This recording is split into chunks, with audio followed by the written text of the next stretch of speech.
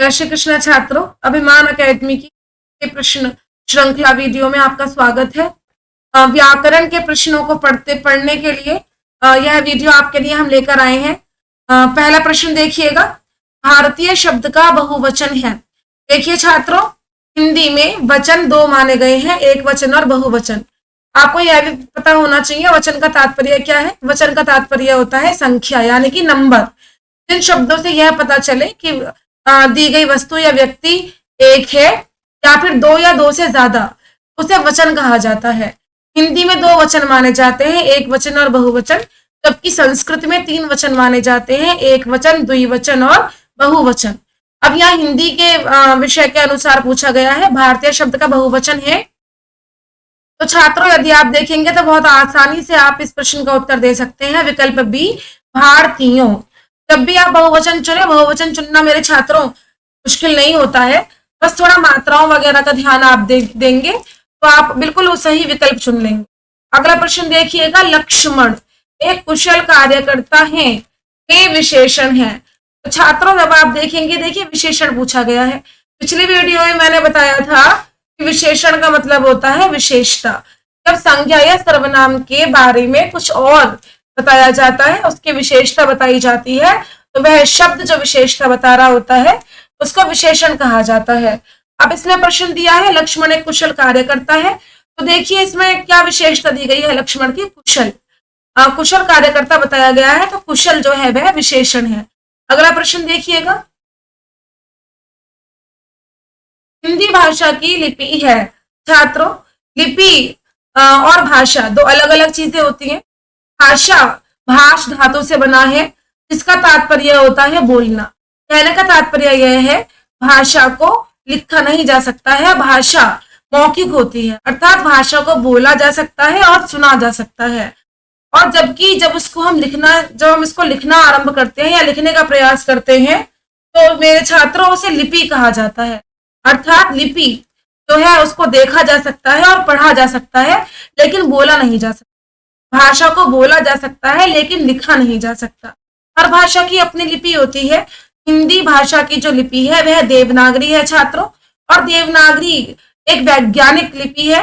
और देवनागरी जो है वह केवल हिंदी की ही नहीं अपितु संस्कृत, मराठी और नेपाली की भी लिपि है मेरे छात्रों।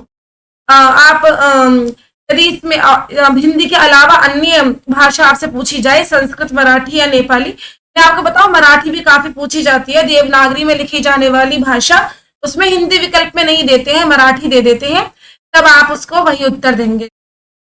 अगला प्रश्न देखिएगा, निर्वासित शब्द में निम्नलिखित में से कौन सा प्रत्यय है। छात्रों, प्रत्यय अर्थात मूल शब्द के पीछे लगने वाला जो शब्द होता है या फिर जो भाग होता है उसे प्रत्यय कहा जाता है। प्रति प्लस अय, और प्रति यानी पीछे, पीछे अय यानी चलने वाला। जब भी मूल शब्द के पीछे कुछ और जोड़ा जाता है नया शब्द बनाने के लिए, तो उसे प्रत्यय कहा जाता है। अब देखिए, निर्वासित शब्द में प्रत्यय पूछा गया है। जब भी प्रत्यय या उपसर्ग पूछे जाए तो पहले मूल शब्द को हमें अलग कर लेना चाहिए। अब देखिए, इस शब्द में निर्वास जो है वो मूल शब्द है। जब हम निर्वास को अलग निकाल लेंगे तो क्या बचेगा, इत, छोटी ई और त, अर्थात निर्वासित में कौन सा प्रत्यय है, इत प्रत्यय। अगला प्रश्न देखिएगा, निम्नलिखित में से कौन सा वर्ण तालव्य है। तो मेरे छात्रों, कल मैंने आपको वीडियो में बताया था कि जो व्यंजन होते हैं, व्यंजनों में जो पहली कैटेगरी होती है वह स्पर्श व्यंजन की होती है। स्पर्श व्यंजन में मेरे छात्रों 5 वर्ग होते हैं, का वर्ग, चा वर्ग, टा वर्ग, ता वर्ग और पा वर्ग, जिनको याद करने के लिए क, च, ट, त, पा बोला जाता है। 5 वर्ग होते हैं और 5 वर्गों में 5-5 वर्ण होते हैं। जैसे कि क वर्ग यदि है तो का, ख, गा, घ, ण। चा वर्ग यदि है तो चा, छा, जा, झा, इया। टा वर्ग टा, ठा, डा, ढा, ण। ता वर्ग ता, था, दा, धा, न। और पा वर्ग पा, फा, ब, भ, म। अब एक पूरा वर्ग एक ही स्थान से बोला जाता है, जिसको चानन स्थान कहा जाता है। अब देखिए, तालव्य पूछा गया है। तालव्य का मतलब है हवा। देखिए, इसका क्या वैसे इसका तात्पर्य क्या है कि कौन सा वर्ण तालव्य है या कौन सा वर्ण कंठे है। स्पर्श व्यंजनों का तात्पर्य यह होता है कि हवा फेफड़ों से निकलती हुई मुंह के किसी विशेष भाग को छूकर निकलती है, तो उसे वही वाला व्यंजन की कैटेगरी में रख दिया जाता है। अब तालव्य का मतलब है कि हवा जो है वह तालु को स्पर्श करके निकलती है। और तालु को स्पर्श करके निकलती है तो इसको तालव्य कहा जाता है और उच्चारण स्थान तालु हो जाता है। अब छात्रों, जो हमारे स्पर्श व्यंजनों में जो 5 वर्ग हैं, इसमें से हमारा चा वर्ग जो है वो तालव्य होता है। चा, छा, जा, झा, इया, इसमें से कोई भी पूछा जाए तो वो तालव्य ही कहलाएगा। इसमें विकल्प ए जा उत्तर हो जाएगा। और हाँ, यह भी ध्यान रखिएगा, हर वर्ग का जो 5वां अक्षर होता है, अंतिम वाला वर्ण जो होता है, वह मेरे छात्रों अनुनासिक होता है। अनुनासिक का तात्पर्य होता है जिसको बोलते समय नाक और मुंह दोनों की सहायता लेनी पड़े। अगले प्रश्न की ओर चलेंगे। निम्नलिखित निम्न में से रूढ़ शब्द कौन सा है? रूढ़ शब्द मेरे छात्रों उसे कहा जाता है जो मूल शब्द होते हैं, या फिर अयौगिक भी आप उसको कह सकते हैं। मूल या रूढ़ का क्या तात्पर्य है कि वह किसी को जोड़कर नहीं बने हैं। अब जोड़कर नहीं बने हैं तो उनको तोड़ा भी नहीं जा सकता, यानी कि वो मूल शब्द हैं। जैसे कि देखिए, मैं आपको उदाहरण दूं तो आप लेख शब्द को नहीं तोड़ सकते हो, लेखक शब्द को तोड़ सकते हो। लेखक को जब हम तोड़ेंगे तो अक प्रत्यय इसमें से अलग हो जाएगा। ऐसे ही आप सेठ शब्द को नहीं तोड़ सकते हो, सेठानी शब्द को तोड़ सकते हो, क्योंकि सेठानी में आनी प्रत्यय अलग हो जाएगा। तो ये जो शब्द में हम बोल रहे हैं, लेख, सेठ, ये किस टाइप के शब्द है जिनको तोड़ा नहीं जा सकता? रूढ़ शब्द। ये ऐसे शब्द होते हैं जिनको यदि तोड़ने का प्रयास किया जाए तो ये अपना अस्तित्व खो देते हैं, अर्थात नष्ट हो जाते हैं, लेकिन टूटते नहीं हैं। ऐसे बहुत सारे शब्द हैं, मूल शब्दों में ही आगे या पीछे कुछ जोड़कर नए शब्द बनाए जाते हैं। अब रूढ़ शब्दों में और सूर्य भी हो सकता है, चंद्र भी हो सकता है, वायु भी हो सकता है, कमल हो सकता है, ठीक है। ऐसे बहुत सारे शब्द जिनको तोड़ा नहीं जा सकता।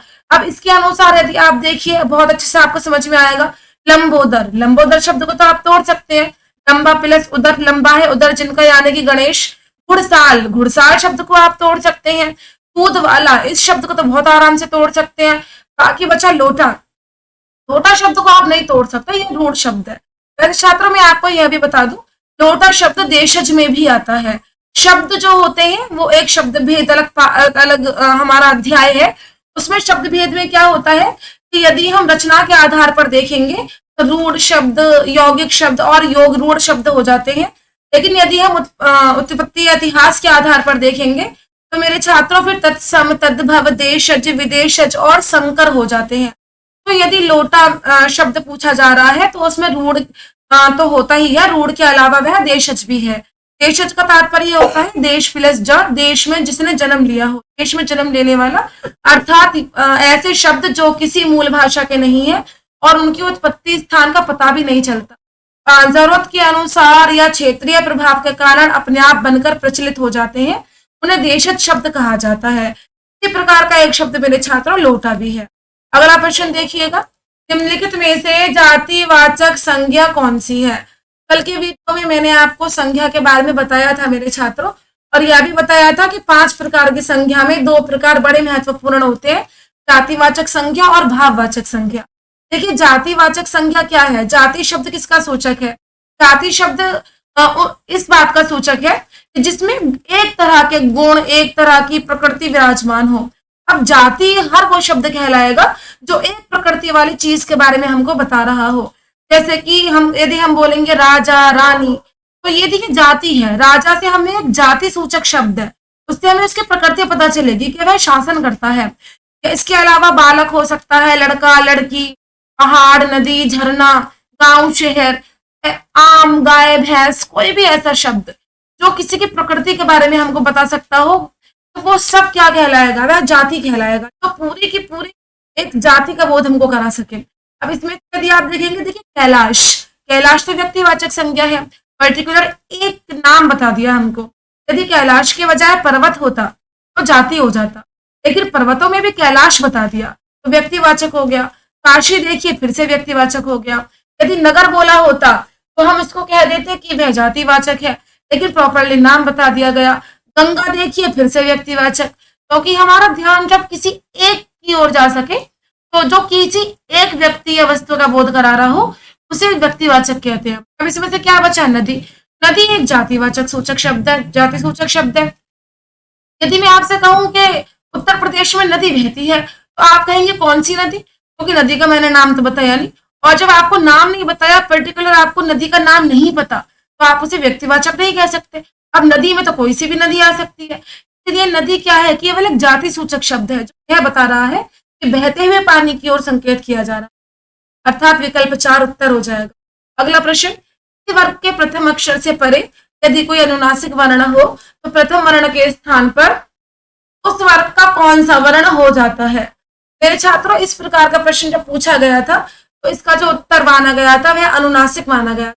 वैसे मैं आपको यह बता दूं कि व्यंजन संधि जब आप पढ़ते हैं तो व्यंजन संधि में दूसरा नियम भी कुछ कुछ इसी प्रकार का आपको देखने को मिलेगा, लेकिन उसमें यह कहा जाता है कि वर्ग के 5वें वर्ण का मेल यदि किसी अनुनासिक से हो रहा हो तो 5वां वर्ण जो है वह अनुनासिक में बदल जाता है। ठीक है, जब आप संधि में आपको पढ़ाऊंगे तो आप उसमें नियम पढ़ पाएंगे, तो इस बात का आप ध्यान रखिएगा। अगला प्रश्न देखिएगा, निम्न में संयुक्त व्यंजन कौन से। छात्रों, संयुक्त उसको कहा जाता है जब दो चीजें आपस में जुड़ी होती हैं। संयुक्त को यदि मैं तोड़ूं तो सम प्लस युक्त यानी कि साथ में जुड़ा हुआ। अब अच्छे इस बात पर भी ध्यान दीजिएगा, जब मैंने संयुक्त शब्द का विच्छेद किया तो मैंने एक संधि की ओर भी संकेत किया।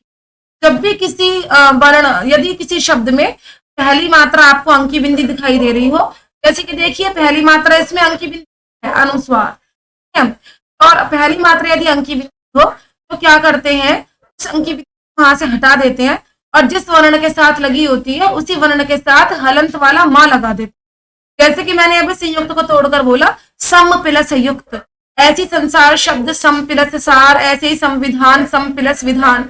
मेरे छात्रों, यह व्यंजन संधि में नियम होता है, यह नियम होता है हमारा मां संबंधी नियम। ठीक है, जब आप इसको पढ़ेंगे नियम नंबर 6 मां संबंधी नियम, लेकिन इसका तरीका बहुत आसान है कि आप अंकी बिंदी को हटाइए और उसकी जगह आप मां से सेट कीजिए। लेकिन देखिए जब आप इधर देखेंगे ना व्यंजन, व्यंजन को आप अंकी बिंदी के अनुसार नहीं तोड़ सकते क्योंकि ये दूसरी संधि का नियम लग जाएगा।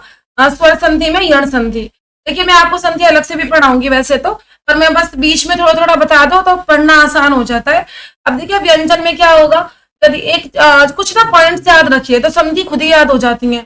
अब देखिए यदि आधे अक्षर के बाद य और वा होता है ना तो वहां हमारी यण संधि लग जाती है।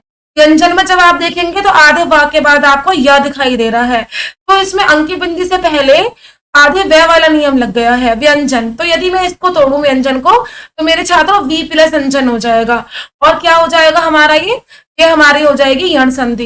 यार ये तो संधियों की बात थी। अब मैं संयुक्त व्यंजन आपको बताऊं, संयुक्त वो होते हैं जो दो आपस में जुड़े हुए होते हैं। हमारी हिंदी में मेरे छात्रों 4 संयुक्त व्यंजन माने गए हैं, छ क्षत्रिय, त्र त्रिशूल, ज्ञ ज्ञानी और एक और आप देखेंगे श्र श्रमिक।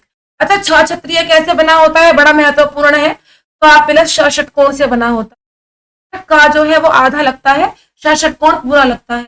आधा लगने का मतलब है आप का के नीचे मेरे छात्रों हलंत लगा, तो का प्लस श जो है मिलकर छ क्षत्रिय बना देता है। अच्छा, एक बार ये भी प्रश्न पूछा गया था वर्णमाला के क्रम के अनुसार छ क्षत्रिय में पहले छह क्षत्रिय के मतलब पहले कौन सा आता है, तो हाँ आप क्या करेंगे उसी के अनुसार उत्तर देंगे। अब देखिए त्रय त्रिशूल क्या होता है, ता प्लस रा होता है, का के नीचे हलंत लगाएंगे, रा के नीचे नहीं लगाएंगे। ज्ञ ज्ञानी क्या होता है, ज्ञ ज्ञानी होता है ज प्लस इया। क्या मेरे छात्रों वो इया चा चम्मच में जो लास्ट में होता है चा वर्ग वाले उसमें इया खाली, ठीक है। और श्र श्रमिक जब आप लगाएंगे श शलगम प्लस र लगाएंगे, तो ये 4 संयुक्त व्यंजन होते हैं। अच्छा, मैं आपको यह भी बता दूं संयुक्त स्वर भी होते हैं। यदि आप स्वर पढ़ेंगे आपने पढ़ा होगा कि स्वरों की संख्या 11 होती है और उसमें से 4 जो है मूल स्वर होते हैं, छोटी ई, छोटा ऊ, री, ऋषि। बाकी के स्वर तो उन्हीं को जोड़ जोड़कर बनाए जाते हैं, मैं आपको आगे कभी पढ़ाऊंगी। और प्लस अ मिलाने से आ बन जाता है, संधि में ये नियम चलते हैं। छोटी ई प्लस छोटी ई मिलाने से बड़ी ई बन जाती है, ये मैं आपको आगे पढ़ाऊंगी। फिलहाल में इसका उत्तर हो जाएगा प्रश्न का विकल्प सी। अगला प्रश्न देखिएगा, निम्नलिखित में से कौन अंतःस्थ वर्ण का उदाहरण है। अंतःस्थ वर्ण कौन से होते हैं छात्रों, मैंने कल की वीडियो में भी बताया था। अंतःस्थ भीतर स्थित अर्थात स्वर और व्यंजन के उच्चारण के जो बीच में स्थित हो। अब इसी वजह से ना इनको बीच की कड़ी भी कहा जाता है, क्योंकि ये कभी तो स्वर जैसे लगते हैं कभी व्यंजन जैसे लगते हैं। अंतःस्थ व्यंजन स्वर और व्यंजनों के उच्चारण के बीच में जिनका उच्चारण स्थान स्थित हो तो अंतःस्थ व्यंजन कहा जाता है। अब ये कितने होते हैं मेरे छात्रों, अंतःस्थ व्यंजन जो है 4 होते हैं, य, र, ल, व। यदि आप इन विकल्पों के अकॉर्डिंग देखेंगे तो आपको विकल्प डी दिखाई देगा, दंत तालव्य व। मैं चाहता हूँ आपको यह भी बता दूं कि बड़ा महत्वपूर्ण क्वेश्चन है, व का उच्चारण स्थान बहुत ही ज्यादा पूछा। अब सब विशेष ध्यान दीजिए, दंत तालव्य जो है वो है व। अगला प्रश्न देखिएगा, हिंदी में किन दो वर्गों के द्विस्पृष्ट और मूर्धन्य दो दो उदाहरण होते हैं। देखिए मेरे छात्र, द्विस्पृष्ट का मतलब आप उसको दो बार दो तरीकों से इस्तेमाल प्रयोग कर सकते हैं। मूर्धन्य, मूर्धन्य मैंने बताया था आपको पिछली वीडियो, यानी कि भीतरी स्थान जहां हमारा काग होता है मुख में, जब भीतर जो है हवा हमारे भीतर के भाग को, मुंह के भीतर के भाग को जहाँ काग होता है उसको स्पर्श करके निकलती है तो उसको मूर्धन्य बोला जाता है। अब कौन सा वर्ग हमारा मूर्धन्य है? ट ठ ड ढ ण। अब ट ठ ड ढ ण आप देखेंगे तो ड और ड विकल्प सी। अच्छा, आप द्विस्पृष्ट सोच रहे होंगे तो देखिए ड और ड के नीचे यदि आप बिंदी लगा दे तो ये अणा खाली का भी काम करेगा, और इसको फिर उत्तक्षिप्त व्यंजन भी मेरे छात्रों कहा जाता है। द्विगुण व्यंजन भी कह सकते हैं इनको, और उत्तक्षिप्त व्यंजन भी कहा जा सकता है ड और ड को। अगला प्रश्न देखिएगा, कौन से दीर्घ स्वर हिंदी में नहीं है? देखिए मेरे छात्रों, हिंदी में जब आप पढ़ते हैं तो आपको उसमें दो प्रकार उसमें दरअसल 3 प्रकार के स्वर आपको देखने को मिलते हैं। हर्षव यानी कि लघु जो 1 मात्रा का समय लेते हो, दीर्घ यानी कि गुरु जो 2 मात्रा का समय लेते हो, और प्लुत जो 2 मात्रा से भी अधिक का समय लेते हैं। सबसे महत्वपूर्ण तो इसमें आप प्लुत हो चुका है। अब देखिए आप जब लघु आप देखते हैं ना तो उसमें अ छोटी ई छोटा ऊ री ऋषि लघु में आ जाते हैं। जब आप दीर्घ देखते हैं तो आ बड़ी ई बड़ा ऊ ए ऐ ओ औ जो है वो हमारे गुरु में आ जाते हैं, दीर्घ में आ जाते हैं। अब देखिए इसमें आई जब आप देखेंगे विकल्प ए आई, आई जो है वो दीर्घ है। ए से एड़ी भी होता तो भी दीर्घ होता, क्योंकि ए से एड़ी का मतलब होता है 1 मात्रा, आई का मतलब होता है 2 मात्रा। लेकिन देखिए जब आप नीचे देखेंगे सा और री ऋषि, सा तो पहली बात तो स्वर ही नहीं है, और री ऋषि जो है वो लघु है। लेकिन मैं आपको ये भी बता दूं कि यदि इस री ऋषि के नीचे एक और मात्रा घुमाई हुई होती, री ऋषि भी लघु गुरु इस 2 प्रकार का हो जाता है। यदि इसमें एक और घुमाई हुई होती तो ये गुरु का काम भी करता, तो हो जाता है। लेकिन फिलहाल इसमें सिंगल दिया हुआ है, ये सा और री दोनों ही दीर्घ नहीं है, ये हर्षव है। और हर्षव, सा को तो हर्षव भी नहीं कहेंगे क्योंकि ये तो व्यंजन है। और आप इसमें देखिएगा विकल्प डी उत्तर हो जाएगा, सा और री।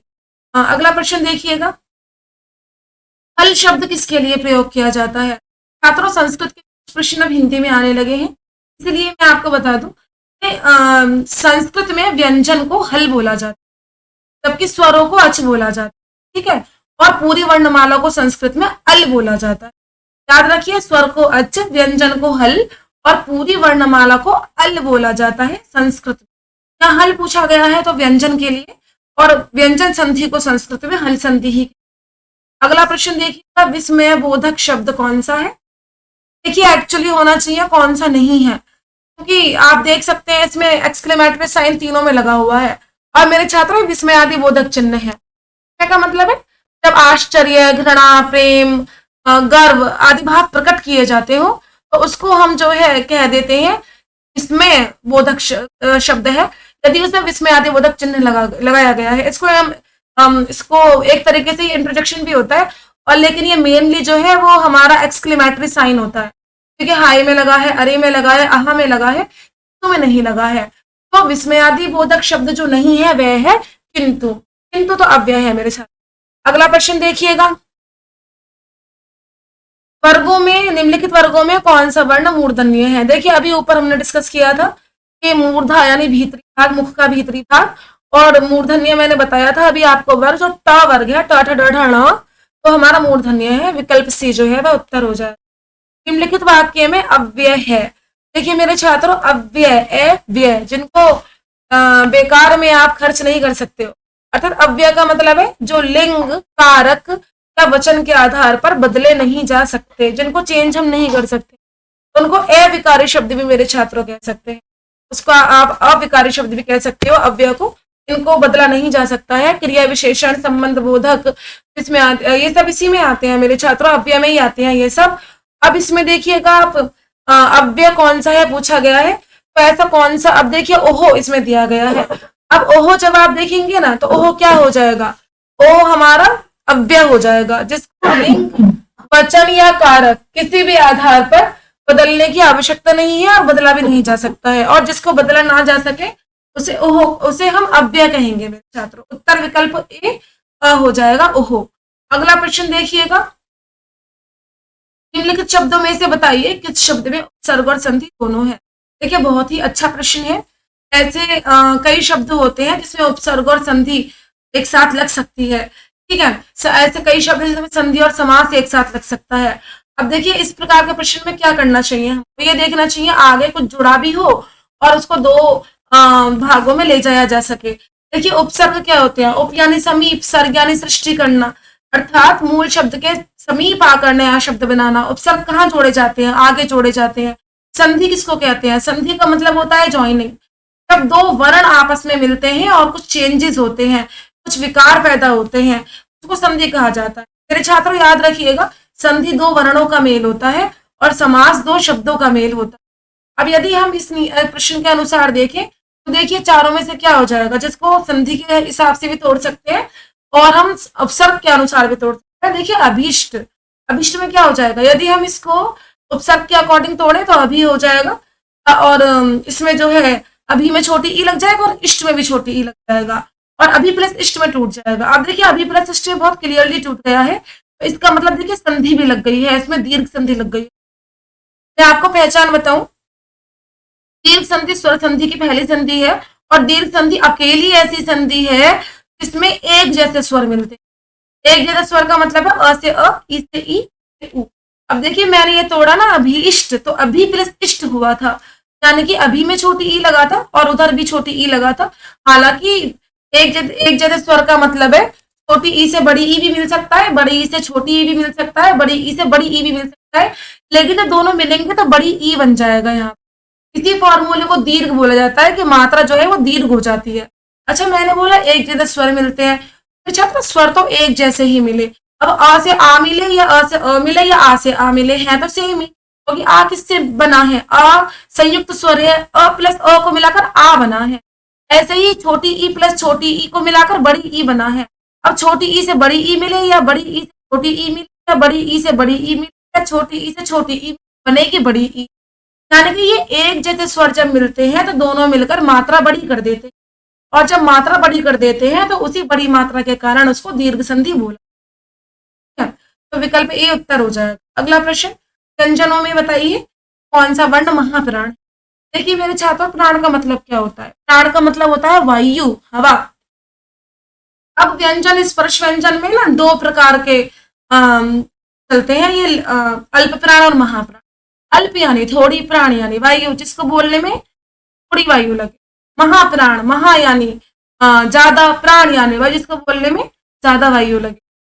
अब देखिए जब हम बोले ना क ख ग घ, तो क में कम वायु लगी तो अल्प प्राण ख में ज्यादा वायु लगी, महाप्राण ग में फिर कम मेहनत लगी, अल्प प्राण घ में फिर ज्यादा मेहनत लगी, महाप्राण। तो हालांकि ऐसे डिफाइन करना या फिर ऐसे दिमाग में आंसर निकाल के लाना थोड़ा समय लेता है, इसमें ना ट्रिक लगा देते हैं। क्या ट्रिक लगा देती है, तो पांचों वर्ग है का चा टा था पा, इसमें पहला एक छोड़ के एक हो जाता है। जैसे क अल्प प्राण ख महाप्राण, ग अल्प प्राण घ महाप्राण, अरे फिर अल्प प्राण। फिर से सुन लीजिए, अल्प प्राण महाप्राण, अल्प प्राण महाप्राण, अल्प प्राण, ऐसे इसकी ट्रिक हो जाती है। अब यानी कि क च ट त प शुरू शुरू के पांचों वर्ण क्या हो गए, अल्प प्राण हो गए, क्योंकि वो हम अल्प प्राण से स्टार्ट करेंगे।